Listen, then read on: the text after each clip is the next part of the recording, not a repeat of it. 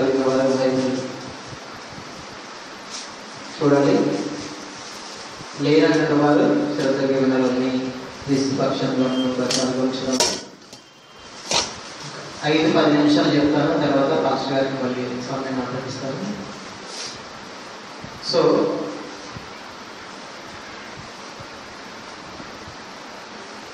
మనము దేవుణ్ణి ఎందుకు నమ్మాలి? ప్రతి ఆదివారం మనం దేవుని మాటలే వింటున్నాం. ఇది కూడా దేవుని మాటమే. అయితే ఇప్పుడు చెప్పబోయే ఉద్దేశం ఏమిటంటే, ఎప్పుడు చెప్పేది దేవుని మనసే, దేవుని గురించిన మాటలే మనం వింటున్నాం. కానీ ఇప్పుడు దేవుని మాటలే వింటున్నాం. అదే దేవుని మాట ఏమిటి అని మనం ఆలోచిస్తే, ఇన్ని రోజులు మనం దేవుని మాటలు వింటున్నాం, బాగానే ఉంది. ఇతడి దేవుణ్ణి ఎందుకు నమ్మాలి? ఆయనను నమ్మవలసిన అవసరం మనకేంటి? ఆయన నమ్మితే మనకి ఏమైనా లాభం ఉందా? ఎందుకు నమ్మాలి దేవుని? దేవుడు నన్నే నమ్ముకోండి అని ఎందుకు చెప్తున్నాడు? ఆలోచించండి. దేవుని నమ్మడానికి కొన్ని కారణాలు ఉన్నాయి. ఏంటి ఆ కారణాలు? కారణం లేకుండా ఎవరిని నమ్మరు, ఏ విషయం మీద కానీ. ఎందుకు నమ్మాలి మరి దేవుణ్ణి?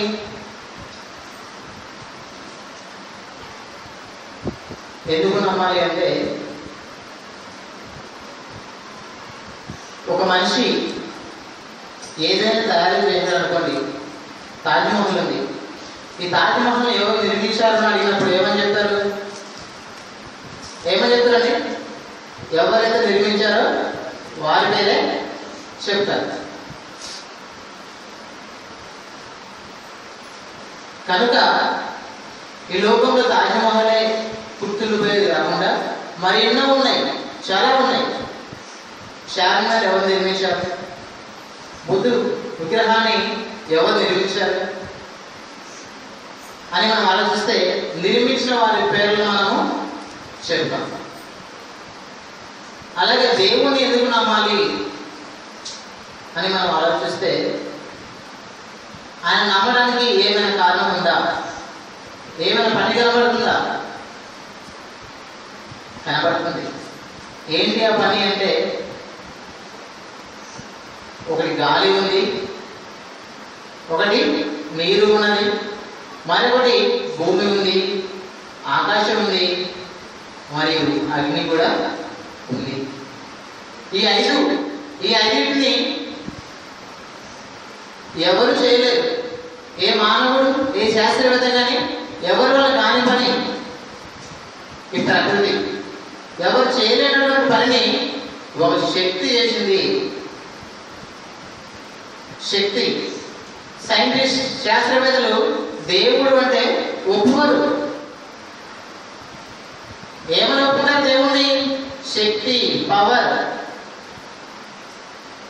అని ఒప్పుకుంటారు. ఆ శక్తే ఈ ఐదింటిని, ఈ 5 పంచభూతాలను కలుగజేసింది. ఆ శక్తి ఎవరు అంటే దేవుడు. వాడుక భాషలో దేవుడు అంట. శక్తి దేవుడు. ఈ 5 దేవుడు కలగజేశాడు. కలగజేసిన దేవుడు వీటితో దేవుడు ఏమైనా అనుభవిస్తున్నాడా? ఇవేమైనా దేవుడికి ఉపయోగపడుతున్నాయా? లేదు. వీటన్నింటినీ దేవుడు ఎవరికిచ్చాడు? దేవుడు నరులకిచ్చాడు.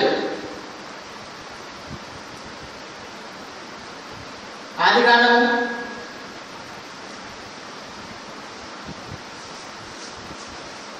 1వ అధ్యాయము 26-27 వచనాలు. దేవుడు తన స్వరూపమందు మన పోలిక చొప్పున నరులను చేయదము, వారు సముద్రపు పశువులను, సమస్త భూమిని, భూమి మీద బ్రతుకు ప్రతి జంతువును ఏలుగా కానీ పలికిన చాలని. భూమి మీద బ్రతుకు ప్రతి జీవిని ఏలుగా కానీ దేవుడు పలికి అని ఈ ప్రకృతిని అంతా ఒక శక్తి కలవజేసింది. కలవబడినటువంటి ప్రకృతి మీద దేవుడు మనిషికి అధికారాన్ని ఇచ్చాడు, మనకిచ్చాడు దేవుడు.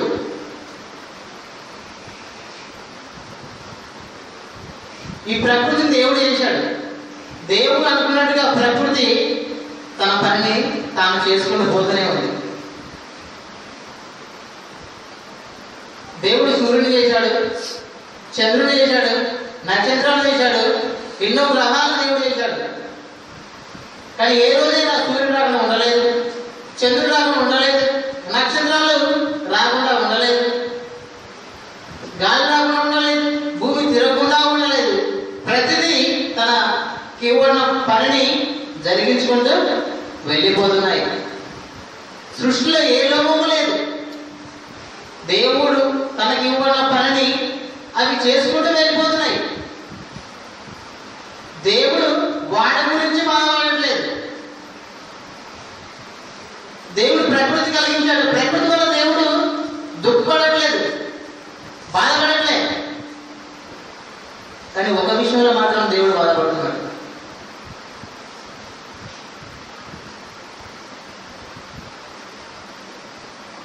ప్రకృతి మూలుగుతున్నది. రోమపత్రిక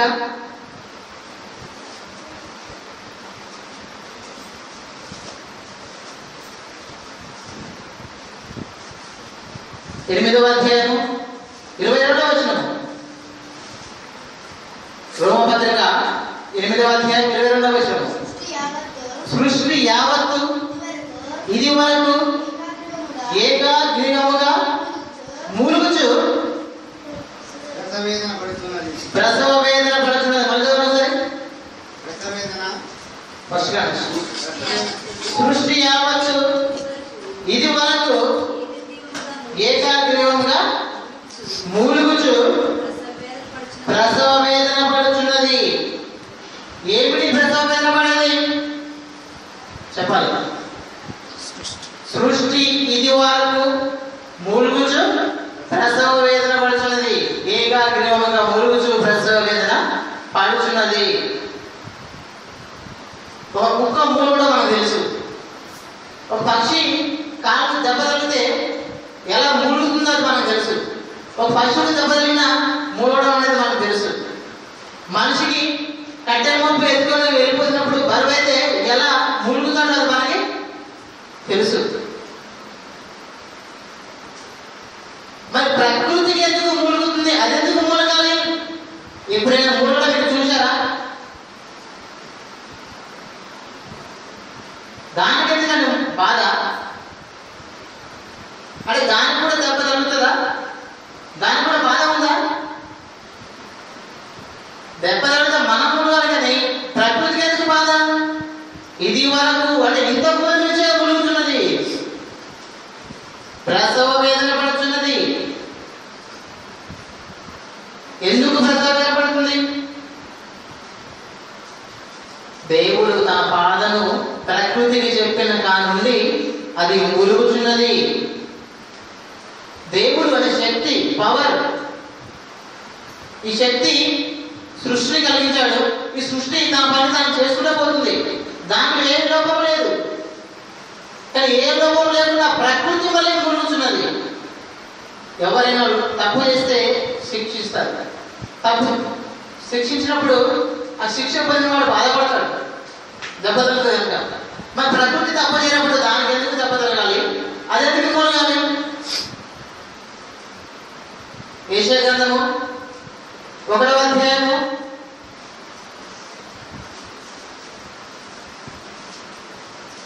2వ వచనము.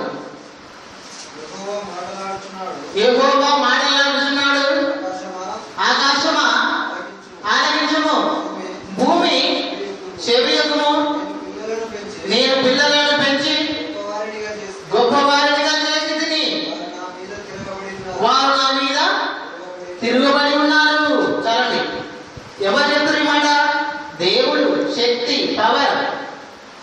ఎవరికి చెప్తున్నాడు? ఎవరైతే మూలుగుంటున్నారో, ఎవరైతే ప్రసవ వేదన పడుతున్నారో వారికి చెప్తున్నాడు దేవుడు. సృష్టికి చెప్తున్నాడు, భూమి ఆకాశమా ఆలకించుము, నేను పిల్లలను పెంచి గొప్పవారిగా చేసిదని వారు నా మీద తిరగబడి ఉన్నారు. మీరు ఎప్పుడైనా దేవుడి మీద తిరగబడి చేశారని ఆలోచించండి. మనం భూమి మీద తిరుగుబాటు చేస్తాం, ఇంటి మీద తిరుగుబాటు చేస్తాం, రేషన్ కార్డు మీద తిరుగుబాటు చేస్తాం, ఓటర్ ఐడి కార్డు మీద తిరుగుబాటు చేస్తాం. దేవుడికి ఎప్పుడైనా తిరుగుబాటు చేశారా? దేవుడి మీద ఎప్పుడు మీరు తిరగబడ్డారా? ఒకవేళ తిరగబడి లేకపోతే మరి ఎందుకు ఇక్కడ దేవుడు చెప్తున్నాడు? దేవుడు అబద్ధం అంటారా? వారు నా మీద తిరుగుబడి ఉన్నారు అని దేవుడు లేఖనం సెలవిస్తుంది. ఎప్పుడు తిరగబడలేదు దేవుడి మీద? పెద్దలు ఎవరైనా వచ్చినప్పుడు, బాబు మీ తల్లిదండ్రులు బాధపడుతున్నారు, వాళ్ళు కొంచెం చూడొచ్చు కదంటే, నేనేం చేశానండి, వారిని ఏమి అనలేదు అంటారు. అయినా కదా బాబు, వారి టైం తిండి పెట్టావా, బట్టలు ఇచ్చావా, నీళ్లు పెట్టావా? నువ్వు సన్నసన్న చికెన్ పడుతుంటే సరిపోదు, వారు కూడా ఏదో కొంచెం మంచి చెడులు చూడు. అదేవిధంగా దేవుడిని తిరుగుబాటు చేయడం అంటే దేవుడికి ఏదో కత్తిస్తున్న యుద్ధం చేయడం కాదు, అది కాదు. దేవుడికి ఒక మనసు ఉంది, ఆ మనసు ఏంటో నువ్వు తెలుసుకొని ఆయన మంచి చెడులు నీవు చూడాలి. అలా చూడకపోవడమే నా మీద తిరుగుబాటు చేసి ఉన్నారు అని దేవుడు ప్రకృతికి చెప్తున్నాడు. అందుకు దేవుడు చెప్తున్నాడు,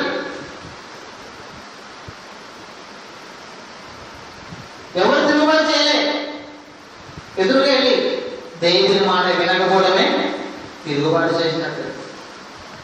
ఆకాశము ఆలకించము, భూమి చెవియొక్కము, నేను పిల్లలకు అన్నాను, పెద్దవారు చేశాను, కానీ ఈరోజు వాళ్ళు తిరుగుబాటు చేశారు నా మీద. సృష్టికి ఎందుకు చెప్తున్నాడు? ఎందుకు చెప్తున్నాడు సృష్టికి అంటే, సృష్టి ఏదో ఒక రోజు నేను అంతం చేస్తాను. సృష్టిని లేపేస్తాను నేను. దేవుడు ప్రతిదినము కోపపడే దేవుడు. దేవుడు కోపం లేదండి, దేవుడు కోపడతాడు. మనకే ఇంత కోపం ఉన్నప్పుడు మనకు కోపపడే తెలివి జ్ఞానాన్ని ఇచ్చిన దేవుడు కోపపడేది లేదా? ఉంటుంది. ఆయనకు కోపం ఉంది.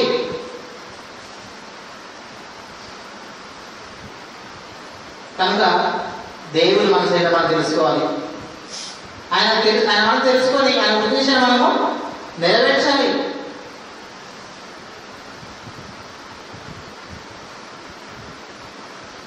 దేవుని మనసు జగత్తు పునాది వేయబడక ముందే ప్రేమ చేత ఆయన క్రీస్తులో మనలను ఏర్పరచుకున్నాడు.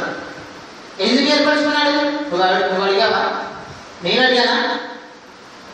లేకపోతే ఇంకెవరు అడిగారా? ఎవరు అడగలేదే. అడగకుండా దేవుడు ఎందుకు ఏర్పరచుకున్నాడు? ఎందుకు ఏర్పరచుకున్నాడు? తల్లిదండ్రులు వివాహం చేసుకున్నప్పుడు పిల్లలు పుట్టలేదు. ఇంకా పుట్టని పిల్లలు తండ్రి గారు ఈ భూమి మీద కనాలని అడుగుతారా? వాళ్ళు లేరు కదా, వాళ్ళు అక్కడ లేనప్పుడు ఎలా అడుగుతారు? వాళ్ళు పుట్టారు అంటే కారణం ఎవరు? తల్లి తండ్రి. అలాగే మనం పుట్టామంటే దానికి కారణము దేవుడు. ఎందుకు పుట్టాము?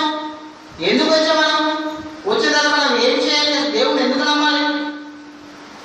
జగత్తు పునాది వేయబడకుండా ప్రేమ చేత దేవుడు ఎందుకు ఏర్పరుచుకున్నాడు? మనం తన ఎదురు ఎలా ఉండాలంట? పరిశుద్ధులను నిర్దోషంగా ఉండాలని జగత్తు పునాది వేయబడకుండా ఏర్పరుచుకున్న దేవుడికి మనం ఈ రోజున కన్నీరు రప్పిస్తున్నాం, దేవుడు ఏడిపిస్తున్నాము, దేవుడు బాధపడుతున్నాడు, దుఃఖపడుతున్నాడు. ఆకాశం ఆలకించు, భూమి చెవియొక్కము, ఎందుకు తన బాధను పనివారికి చెప్తున్నాడు దేవుడు. అంత బాధ ఎవరి వల్ల కలిగింది? ఎవరు కలిగించారు? దేవుణ్ణి నమ్మడం వాడికి సరిపోతుంది. దేవుణ్ణి నమ్మడమే మన వంతైతే దేవుడు ఆకాశానికి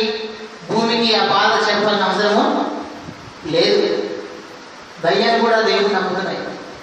నువ్వు ఒక్కడివే దేవుడవు, అది మాకు తెలుసు అని దయ్యాలు కూడా నమ్ముతున్నాయి. ఇప్పుడు దయ్యాలు పరలోకం ఉందా? మనం దేవుడు నమ్ముతున్నాం, వాడికి మనం ఈక్వల్, సేమ్ టు సేమ్. వాడి పరలోకం అనేది మనం కూడా పరలోకం అనేది ఉండదు. మరి మనం పరలోకం పోవాలి, ఏం చేయాలి?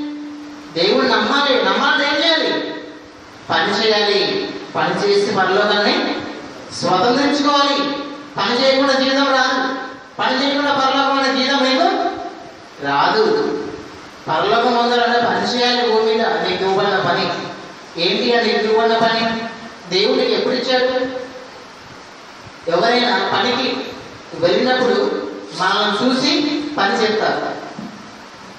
మనం ఏ పని చేయగలం అనేది మనల్ని చూసి, మన కెపాసిటీని చూసి చెప్పగలరు.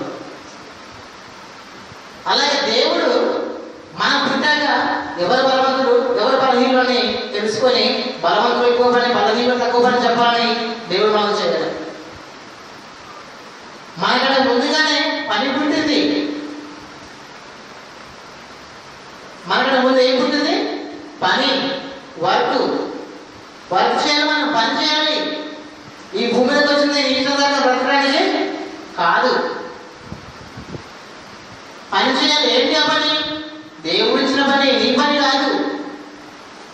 ఒకవేళ దేవుడి చిత్తంలో ఉంటే కోడి పిచ్చల కూడి కోసం అన్నారు కదా, ఆ పని చేసుకోవాలి. కానీ దేవుని ప్రణాళికలు బయట పని లేదు. పైన ఉన్న వారిని వెతకాలి. మీరు పైన ఏమున్నాయి? దేవుడు కుడి భాషలో క్రీస్తు ఆశ్రయ ఉన్నాడు. మన జీవము క్రీస్తు పడ దేవుడి దాచబడి ఉన్నది. దాచబడి ఉన్న దాన్ని మేము సంపాదించుకోవాలి. ఏం చేయాలి? పని చేయాలి. మరియు మనము వాడి ఎందుకు నడుచుకోవడం వలనని ముందుగా సిద్ధపడిన సత్క్రియలు చేయడమై క్రీస్తు చేసినందు ఆయన చేసిన పని అయి ఉన్నాము. మనం దేవుడు ముందుగానే మన కోసం పని చేశాడు. ఆ పనిని జరిగించడానికి ఈ భూమి మీదకి వచ్చాం. ఏంటి ఆ పని? సత్క్రియలు చేయాలి. సత్పని వాక్యం, క్రియలు అంటే పనులు. వాక్యం పనులు చేయడానికి దేవుడు ముందుగా సిద్ధపరిచాడు పని. ఆ తర్వాత మనం క్రీస్తు చేసినందు సృష్టింపబడ్డాము. ఈ భూమి మీదకి వచ్చాం. ఈ భూమి మీదకి వచ్చాం మనం. లాస్ట్ ఒక మాట ముగిస్తానండి.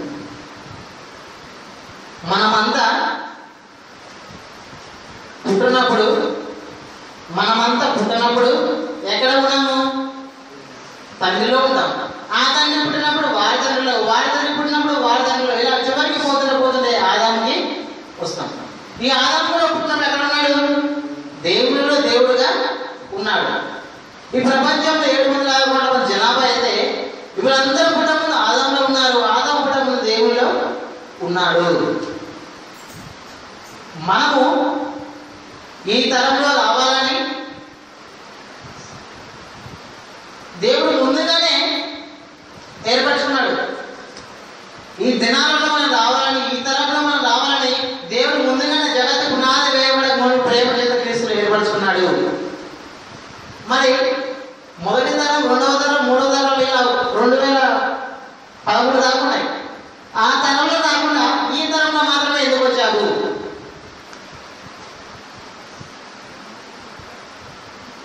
ఎందుకు వచ్చావు అంటే నీకు ఒక క్రమం, సంఖ్య అనేది ఉంది. నీకు ఒక వరుస సంఖ్య అనేది ఉంది. నీకు ఒక నెంబర్ ఉంది. ఆ నెంబర్ ప్రకారం నీకు భూమి మీదకి వచ్చావు. నువ్వు భూమి మీదకి తల్లిదండ్రులు ఆవేశంతో మనం పుట్టలేదు. వాళ్ళు తల్లిదండ్రులతో మనం రాలేదు.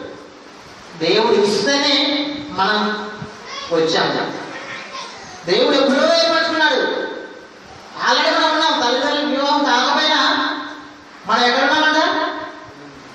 మన తండ్రి గారిలో ఉన్నాం. చేసుకుంటే మనం వాళ్ళ తల్లిదండ్రులు మనం పుట్టలేదు. వాళ్ళు కలిసిన పోయినా మనం ఆల్రెడీ ఉన్నాం. మనం ఈ రోజు రావాలని దేవుడు ఏర్పరచుకున్నాడు కనుక మన గ్యారంటీగా మనం వస్తాం. వచ్చిన తర్వాత నువ్వేం చేయాలి? నీకు ఎందుకు ఇచ్చాడు ఆదరాన్ని అంటే ఆయన పని జరిగించడానికి సత్క్రియలు ముందుగా సిద్ధపరచడం. కాబట్టి ఆ సత్క్రియలు దేవుడు వాక్య పనులు చేయడానికి మన భూమికి వచ్చాము. ఒకవేళ దేవుడు మనకి ఉన్న పనులు చేయకపోతే దేవుని చేతిలో బలి అయ్యే అవకాశం ఉంది, అంటే నరకానికి వెళ్ళిపోయే అవకాశము ఉంది. కనుక దేవుడు ఏ తండ్రి నా పిల్లలు నాశనం అవ్వడానికి ఎవరు కనరండి, మరి దేవుడు కూడా కనడు. మరి నరకానికి ఎందుకు వెళ్తారండి అంటారు. దేవుడు నమ్మకపోతే నరకానికి వెళ్తారు. ఇదే మాట వేరే వాళ్ళ సువార్త ప్రకటించినప్పుడు నాతో ఒక మాట చెప్పారు. అసలు దేవుడు ఎందుకు నమ్మాలి అని అడిగారు. అదే నేనేం చెప్పంటే పరలోకం వెళ్ళడానికి దేవుడు నమ్మాలి, నమ్మకపోతే నరకానికి వెళ్తామని చెప్పాను. మీలో కూడా స్వార్థం ఉంది అన్నాడు. ఏంటి స్వార్థం అన్నాడు? మీరు కూడా ఏదో ఒకటి ఆశించే కదా దేవుడు నమ్ముతున్నారు అన్నాడు. అర్థమైందండి? మీలో ఏ ఆశ అనేది లేకపోతే, మీలో ఏ స్వార్థం అనేది లేకపోతే దేవుడు ఎందుకు నమ్మాలి? నమ్మాల్సిన అవసరం లేదు కదా. మీలో స్వార్థం ఉంది. ఏంటి ఆ స్వార్థం అంటే పరలోకం పోవాలి అనే స్వార్థం ఉంది కాబట్టి మీరు దేవుడు నమ్ముతున్నారు.